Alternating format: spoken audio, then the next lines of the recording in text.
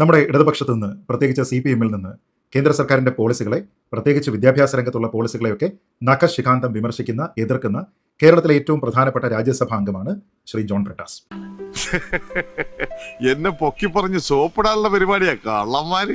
ഈ നിലപാടുകളൊക്കെ തന്നെ പുറത്ത് പരസ്യമായി പറയുമ്പോൾ ആഭ്യന്തരമായിട്ട് കേന്ദ്ര സർക്കാരുമായി സഹകരിച്ച് പ്രവർത്തിക്കുന്നതിന് വേണ്ടി PM ശ്രീ ഉൾപ്പെടെയുള്ള പദ്ധതികൾക്ക് അദ്ദേഹം സംസ്ഥാന സർക്കാരിനും കേന്ദ്ര സർക്കാരിനും ഇടയിൽ ഒരു പാലമായി പ്രവർത്തിച്ചു എന്ന് കേന്ദ്ര വിദ്യാഭ്യാസ മന്ത്രി ശ്രീ ധർമ്മേന്ദ്ര പ്രധാൻ തന്നെ ഇപ്പോൾ പറയുന്ന സാഹചര്യമുണ്ടായി. ഇവിടെയുള്ള എല്ലാ ജനാധിപത്യ വിശ്വാസികളായിട്ടുള്ള ആൾക്കാരെയും കബളിപ്പിക്കുന്നതിന് വേണ്ടി ഇങ്ങനെ ഒരു തരത്തിലുള്ള നയം പറയുക എന്നത് CPM-ന്റെ നിലപാടാണ്.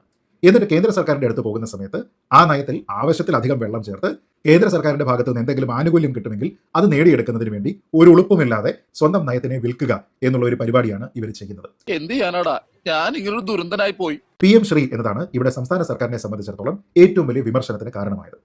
അത് കാവ്യവൽക്കരണമാണ് എന്നുള്ള അഭിപ്രായമാണ് ശ്രീ ജോൺ ബ്രിട്ടാസ് അടക്കമുള്ള ഇടതുപക്ഷത്തു നിന്നുള്ള എല്ലാ പ്രതിനിധികളും പങ്കുവയ്ക്കുന്നത്.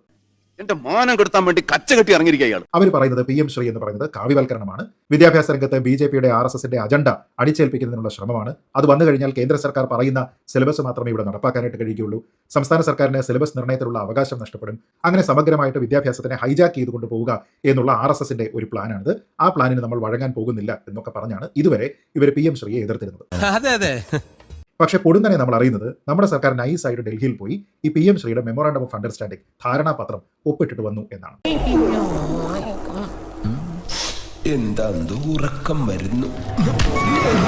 അതോടുകൂടി നമ്മൾ പൊതുജനങ്ങളെ വിഡ്ഢികളാക്കാനുള്ള ഒരു ശ്രമം CPM-ന്റെ ഭാഗത്തു നിന്നുണ്ടായി എന്നുള്ള ഒരു ആക്ഷേപം ഉണ്ടായിരുന്നെങ്കിൽ പോലും അത് ഏറ്റവും കൂടുതൽ ബാധിച്ചത് CPM-നെ എല്ലായ്പ്പോഴും വിശ്വസിച്ച് കൂടെ നടന്ന പാവം CPI എന്ന പാർട്ടിക്കാണ്.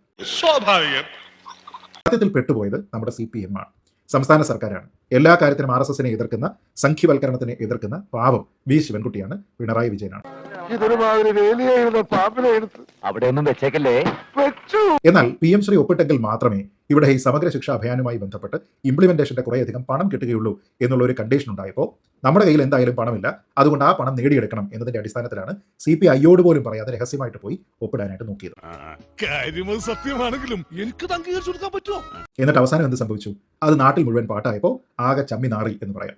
ആ ചമ്മൽ മാറ്റുന്നതിന്റെ ഭാഗമായിട്ടാണ് പിന്നീട് CPI-യുമായിട്ട് അനുരഞ്ജന ചർച്ചകളൊക്കെ നടക്കുന്നതും അവസാനം ഞങ്ങളിതാ ട്രൂ ഇടതുപക്ഷമാണ്, അതുകൊണ്ട് CPI-യെ കൂടി വിശ്വാസത്തിലെടുത്തുകൊണ്ട് PM ശ്രീ പദ്ധതിയിൽ നിന്ന് ഞങ്ങൾ പിന്മാറുകയാണ് എന്ന് പറഞ്ഞ് നീട്ടിപ്പിടിച്ച് കേന്ദ്രത്തിലേക്ക് ഒരു കത്തയച്ചത്. ഒരു കയ്യബദ്ധം നാറ്റുകരുത്. പക്ഷേ കേന്ദ്ര സർക്കാർ എന്ത് ചെയ്തു? അവരവരുടെ മാന്യത കാണിച്ചു. PM ശ്രീയിൽ ഒപ്പുവെച്ചപ്പോൾ അതിന്റെ ആദ്യത്തെ ഗഡുവായിരുന്ന 90 കോടിക്ക് മുകളിൽ തുക നമുക്ക് കിട്ടാനുണ്ടായിരുന്നത് ആദ്യത്തെ ഗ്രാൻഡായിട്ട് അനുവദിക്കുകയും ചെയ്തു. അത് കിട്ടിക്കഴിഞ്ഞപ്പോഴേക്കും നമ്മൾ പ്ലേറ്റ് മാറ്റി നമ്മൾ PM ശ്രീയിൽ ഇല്ല എന്ന് പറഞ്ഞ് കത്തയച്ചു എന്ന് പറയുന്നു. എന്തായാലും നിലവിൽ വന്നിരിക്കുന്ന അവസ്ഥ, PM ശ്രീയോട് അതിശക്തമായിട്ടുള്ള വിയോജിപ്പ് ഇടതുപക്ഷത്തിനുണ്ട്. ആ വിയോജിപ്പുള്ള ആൾക്കാരിൽ ശ്രീ ജോൺ ബ്രിട്ടാസ് ഉണ്ട് എന്നാണ് നമ്മൾ മനസ്സിലാക്കുന്നത്. പണ്ടാരാണ്ടോ പറഞ്ഞ പോലെയാ നിന്റെ കാര്യം, എന്തിനാണപ്പാ എന്നെ തല്ലണ, ഞാൻ ഏതായാലും ഗുണം പിടിക്കില്ല. അങ്ങനെ ഇരിക്കെയാണ് ഇന്നത്തെ ദിവസം രാജ്യസഭയിൽ ഒരു ചോദ്യോത്തര വേള ഉണ്ടാകുന്നത്.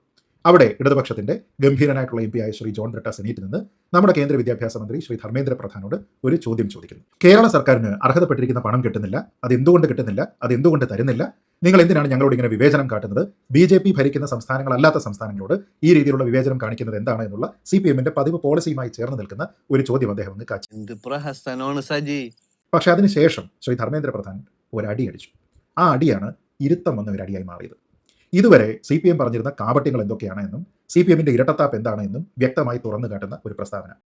സഭയിൽ ഘോരഘോരം സംസാരിച്ച ശ്രീ ജോൺ ബ്രിട്ടാസ് പോലും അദ്ദേഹത്തിന്റെ ഇരട്ടത്താപ്പ് എക്സ്പോസ് ആയതിന്റെ പേരിൽ ഒരു വലിച്ച് ചിരിച്ച് അവിടെ ഇരിക്കുന്നതാണ് നമ്മൾ കാണുന്നത്.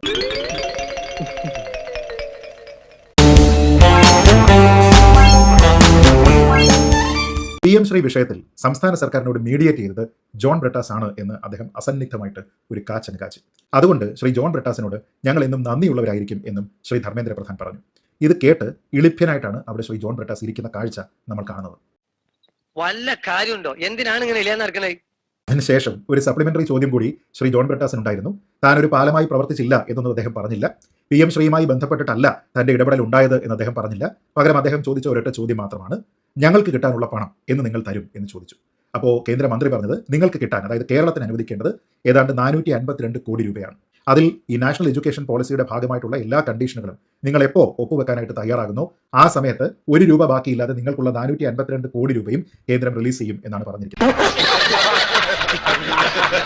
ചുരുക്കി പറഞ്ഞാൽ സംസ്ഥാന സർക്കാരിന്റെ അനാവശ്യമായിട്ടുള്ള വികലമായിട്ടുള്ള രാഷ്ട്രീയ താല്പര്യത്തിന്റെ അടിസ്ഥാനത്തിൽ ഈ നാട്ടിലുള്ള വിദ്യാർത്ഥികളുടെ വിദ്യാഭ്യാസ സ്ഥാപനങ്ങളുടെ വിദ്യാഭ്യാസത്തിന്റെ ഭാവിയെ തന്നെ കുരുതി കൊടുത്ത് വെച്ചിരിക്കുകയാണ് ഈ അനാവശ്യമായിട്ടുള്ള തീരുമാനങ്ങളിലൂടെ. അതിനെ കൃത്യമായിട്ട് ശ്രീ ധർമ്മേന്ദ്ര പ്രധാൻ എക്സ്പോസ് ചെയ്യുമ്പോൾ ശ്രീ ബ്രിട്ടാസിന് ആ ഒരു ചിരിച്ചുകൊണ്ട് അവിടെ ഇരിക്കുക എന്നുള്ളതല്ലാതെ മറ്റൊരു ഓപ്ഷനും ഉണ്ടായിരുന്നില്ല. ഈ അനാവശ്യമായിട്ടുള്ള വാശി കളഞ്ഞ് നേരത്തെ പറഞ്ഞിരിക്കുന്ന BJP ഇതര സംസ്ഥാനങ്ങളെ പോലെ തന്നെ ഈ എഗ്രിമെന്റിൽ ഒപ്പിട്ടാൽ എന്താണ് പ്രശ്നം? അപ്പോൾ അനാവശ്യമായിട്ട് ഇവിടെ പൊളിറ്റിക്സ് കളിക്കുന്നതിനും ഇവിടെ സംഖ്യവൽക്കരണത്തിനെ ചെറുക്കുന്നതിനും ഞങ്ങൾ ഇവിടെ വിരിമാറ് കാട്ടി നിൽക്കുകയാണ് എന്നുള്ള നറേറ്റീവാണ് ഇവർ കൊണ്ടുവരുന്നത്. സത്യത്തിൽ അതിന്റെ തലയ്ക്ക് കിട്ടിയ അടിയാണ് ഇന്ന് ശ്രീ ധർമ്മേന്ദ്ര പ്രധാൻ നടത്തിയിരുന്ന പ്രസ്താവന. ഇങ്ങനെ നാറാനൊരു ചങ്കൂറ്റം വേണം കേട്ടാ. ഇവിടെ സത്യത്തിൽ എക്സ്പോസ്ഡ് ആയി പോയത് ശ്രീ ജോൺ ബ്രിട്ടാസും CPM കേരളത്തിലെ സർക്കാരുമാണ്. ഒരു ഭാഗത്ത് PM ശ്രീയെ എതിർക്കുന്നു, അത് കാവ്യവൽക്കരണമാണ്, സംഖ്യവൽക്കരണമാണ്. ഇവിടെയുള്ള എല്ലാ വിദ്യാഭ്യാസ പദ്ധതികളെയും സിലബസിനെയും തന്നെ കേന്ദ്ര സർക്കാരും RSSും അട്ടിമറിക്കുന്നു. അവരുടെ പ്രധാനപ്പെട്ട നേതാക്കന്മാരെ കുറിച്ചുള്ള വാഴ്ത്തുപാട്ടുകൾ ഇവിടെയുള്ള സിലബസിൽ ഇനി കുത്തിനിറയ്ക്കും എന്നൊക്കെ പറഞ്ഞുകൊണ്ട് PM ശ്രീയെ എതിർക്കുന്ന ശ്രീ ജോൺ ബ്രിട്ടാസ് തന്നെയാണ് പിണറായി വിജയൻ സർക്കാരിന് വേണ്ടി ഒരു പാലം എന്ന രീതിയിൽ മധ്യസ്ഥനായിട്ട് കേന്ദ്ര സർക്കാരിൽ പോയി സംസാരിച്ചത് എന്നുള്ള വസ്തുത വളരെ കൃത്യമായിട്ട് ശ്രീ ധർമ്മേന്ദ്ര പ്രധാൻ പറയുന്നു. ഒരുമാതിരി പല തന്തയ്ക്ക് പറഞ്ഞ പരിപാടി എന്റെ അടുത്ത് കാണിക്കരുത്. നമുക്ക് ശ്രീ ബ്രിട്ടാസിനോട് വിശേഷിച്ചും CPMനോട് മൊത്തത്തിലും ചോദിക്കാനുള്ളത് ഉളുപ്പുണ്ടോ എന്ന് മാത്രമാണ്. നിങ്ങൾ ഒരു പദ്ധതി, ഒരു നയം നിങ്ങളത് സ്വീകരിക്കുന്നുണ്ടെങ്കിൽ അത് നടപ്പാക്കാനുള്ള ആർജവമാണ് നിങ്ങൾ കാണിക്കേണ്ടത്. അല്ലാതെ പുറത്തൊരു നയം, അകത്തൊരു നയം, ആഭ്യന്തരമായിട്ടൊരു അന്തർധാര ആ രീതിയിൽ പ്രവർത്തിക്കുന്നതിന് ഇരട്ടത്താപ്പ് എന്നാണ് പറയുക. നമ്മളിൽ പലരും എമ്പുരാൻ എന്ന സിനിമ കണ്ടിട്ടുണ്ടാവും. ആ എമ്പുരാൻ സിനിമയിലെ ഒരു കഥാപാത്രമുണ്ട്. ആ കഥാപാത്രത്തിന്റെ സ്ക്രീൻ നെയിം മുന്ന എന്നാണ്. ഈ മുന്ന ചെയ്യുന്ന പരിപാടി എന്താണ്? മുന്ന ഒരു ഭാഗത്ത് നിൽക്കുന്നു, അവരുടെ ആളാണ് എന്ന് തെറ്റിദ്ധരിപ്പിക്കുന്നു, അതിനുശേഷം മറ്റൊരാളിൻ്റെ അടുത്ത് പോയി വേറൊരു ജോലി ചെയ്യുന്നു, മനസ്സിൽ മറ്റൊരു കാര്യം കൊണ്ട് നടക്കുന്നു. ഞാൻ പറയുന്നത് ഇങ്ങനെയുള്ള മുന്നമാരാകരുത് നമ്മുടെ രാഷ്ട്രീയ നേതാക്കൾ, ഇങ്ങനെയുള്ള മുന്നമാരാകരുത് നമ്മുടെ ഭരണാധികാരികൾ. കിട്ടിയ മുതലും പലിശ ചേർത്ത് കിട്ടി. ആരും കണ്ടില്ല വാ.